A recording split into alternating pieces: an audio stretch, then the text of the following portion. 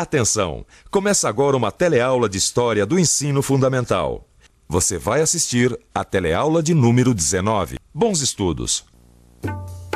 O Brasil Republicano, Raízes da Modernidade, é o título da unidade 3. Nesta unidade, conheceremos como o Brasil viveu a mudança da monarquia para a república, logo depois do fim da escravidão. Veremos também que o mundo vivia grandes transformações e os novos interesses europeus sobre a África, a Ásia e a América apareciam sob a forma de investimentos e implantação de relações de domínio. O que os europeus exportavam era um mundo considerado civilizado, moderno e progressista. No entanto, essa modernidade se desenvolvia sob a presença de relações que colocavam as sociedades vistas como atrasadas no lugar de subordinação.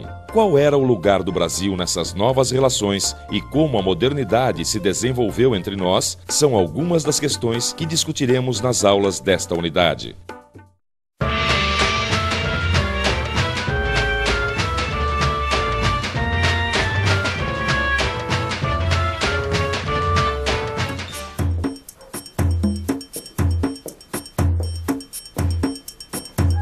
Que conversa fiada é essa aí?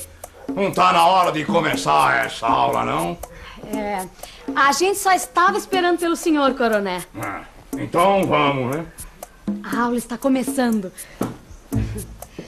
E hoje ela vai ser um pouquinho diferente das outras. Até agora, nós usamos documentos para investigar a história do nosso país. Nesta aula, nós vamos usar outra técnica, a técnica da história oral. Vamos tomar depoimentos, isto é, vamos ouvir o que as pessoas têm para contar. 1, 2, 3, gravando. Como você sabe, meu nome é Maristela. Eu trabalho de dia, estudo à noite, eu não tenho tempo a perder.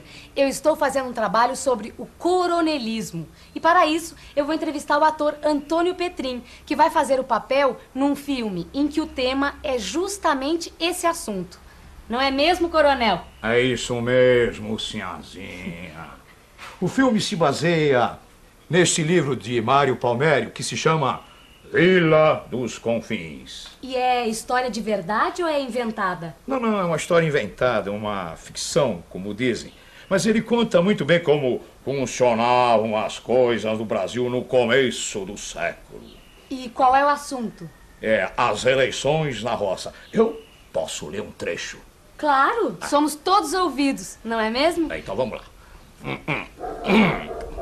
João Soares estava com toda a razão. A política só se ganha com muito dinheiro, a começar pelo alistamento, que é trabalhoso e caro. Tem que se ir atrás do eleitor, convencê-lo a se alistar e ensinar tudo.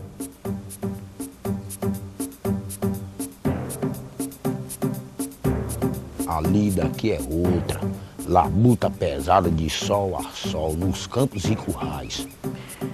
Marcar bezerro, curar bichadeira, rachar pau de cerca, esticar arame farpado, roçar invernada, arar o chão, capinar, colher.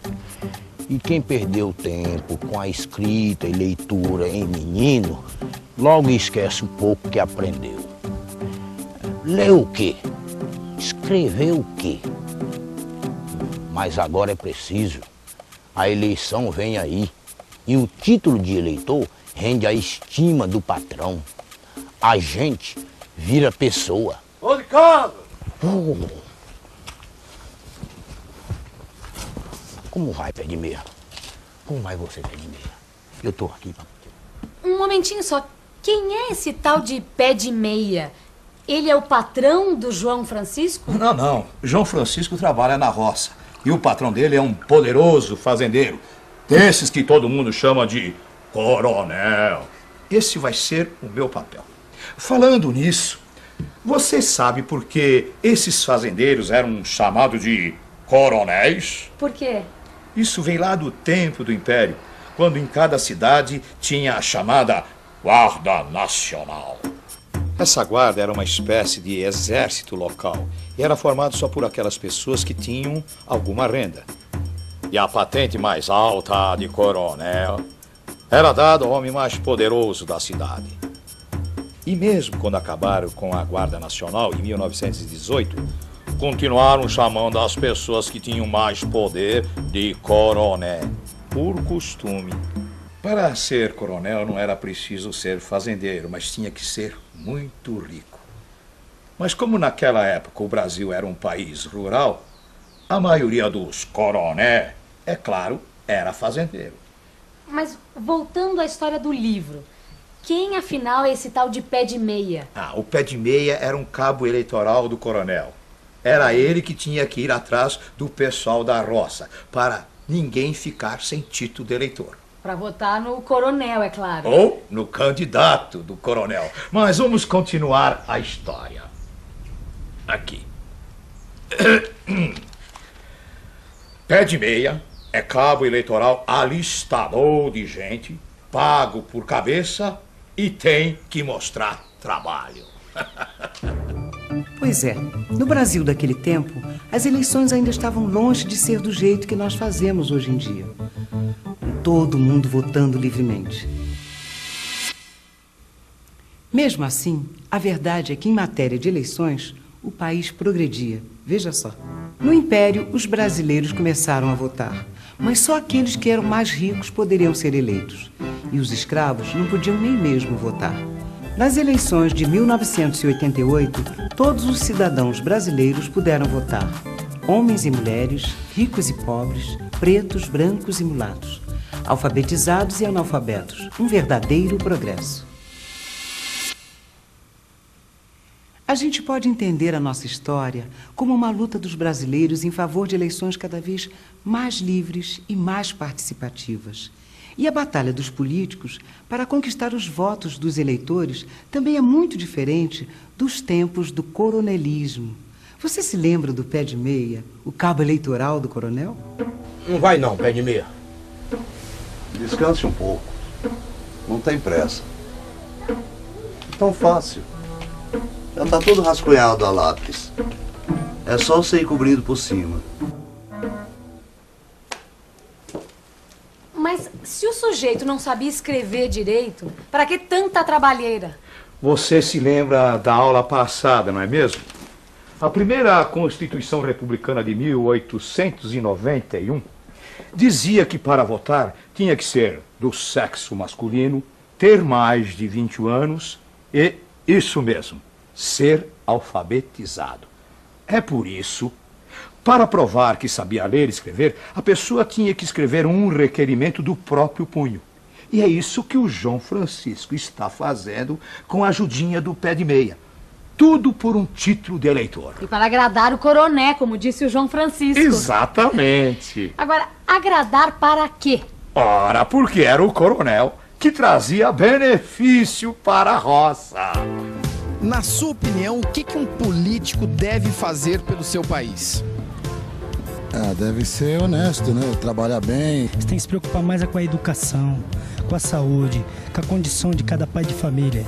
Eu acho que a primeira coisa que eles deviam fazer era recolher as crianças da rua, sabe? Arrumar um lugar para as crianças de rua. Saúde, educação, segurança e fazer com que os brasileiros ganhem melhor também. Muito bem, no começo do século era o coronel que assumia as responsabilidades de satisfazer essas necessidades. Emprego, acesso à terra, assistência na doença ou na velhice, ajuda no casamento e até nos enterros. Tudo isso ficava por conta do poder do coronel. E ele só era reconhecido como chefe político se conseguisse tornar realidade essas coisas. E para conseguir isso, o coronel tinha que ter cacife político para poder negociar com o governo estadual. Quer dizer, ele precisava... dos votos do seu eleitorado. Exatamente. O trabalho não é fácil, não, senhor. Leva tempo. Quando o caboclo é ruim de ensino, eu mesmo encho o papel, errando de propósito, para parecer que foi o peão que preencheu.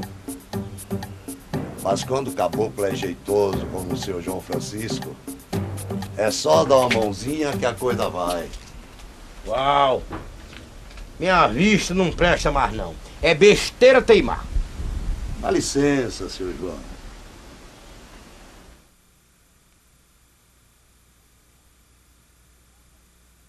O João Francisco podia muito bem preencher o tal do requerimento, conseguir um título de eleitor, mas na hora de votar, escolher o candidato que bem entendesse. Não podia, não. Como não? O voto não era secreto? E secreto coisa nenhuma. A Constituição de 1891 trouxe muita mudança, mas naquela época o voto ainda era aberto. Quer dizer que todo mundo sabia em quem você votava? É isso mesmo. E se você não votasse no coronel, o negócio podia ficar feio pro seu lado. Muitas vezes o pessoal votava com aquele jagunço, assim, ó, vigiando de perto com as armas na mão. E se tinha 2 coronéis disputando a mesma eleição? O que acontecia? Aí levava quem desse mais. Mas então o voto virava uma espécie de mercadoria? Mais ou menos isso. Nas primeiras décadas da República, o voto era controlado pelos chefes políticos dos estados e municípios. É por isso que no começo da história desse livro, alguém falou que política só se ganhava com muito dinheiro? Exatamente. Tem um personagem aqui, o João Neves, que diz isso letra por letra. Quer ver? Eleição custa dinheiro. Um cabo eleitoral prático, como o pé de meia, garante o serviço, mas cobra 20 mil réis por cabeça. E as despesas não ficam só nisso. Precisa fazer o registro dos eleitores, buscar certidão de nascimento ou casamento fora do município, quando o caboclo nasceu fora, entrega dos títulos. Lá se vai um dinheirão. Depois boia e pagode. E condução para muita gente, pois roceiro, quando viaja, carrega a família toda. Na frente do juiz, precisa do pé de meia de novo para botar coragem no povo. Esse tipo de voto controlado pelos coronéis ficou conhecido como voto de cabresto. Mas essa relação entre os coronéis e seus eleitores não era apenas uma questão de controle político. Era uma relação de dependência mais ampla. As pessoas dependiam do favor do coronel até mesmo para suprir as suas necessidades básicas. Naquela época, não havia previdência. Tudo funcionava na base do favor. Não se afobe. Capriche.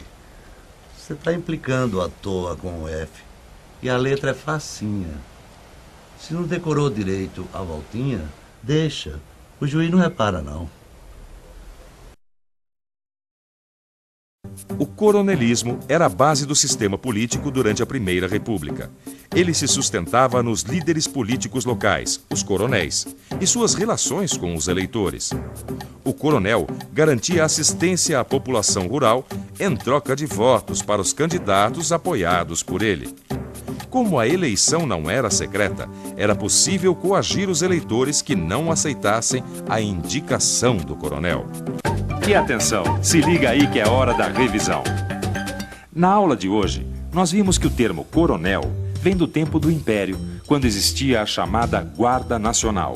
A guarda acabou, mas o costume de chamar o mais poderoso de coronel continuou.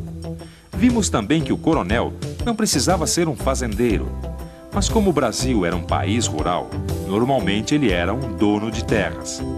Mas para ser um chefe político reconhecido, o coronel precisava ter força política, ou seja, precisava de votos. Na disputa eleitoral daquele tempo, o voto virou uma espécie de mercadoria que era controlada pelos chefes da política, os coronéis. Se você quiser saber mais sobre o coronelismo e o mundo rural, dê uma boa lida no seu livro de estudos. Lá você vai encontrar mais informações. Inclusive, essa história de ficção do escritor Mário Palmério. Depois de ter lido tudo, você vai poder responder a seguinte questão: por que o poder dos coronéis era tão forte? Até a próxima. Tchau, tchau.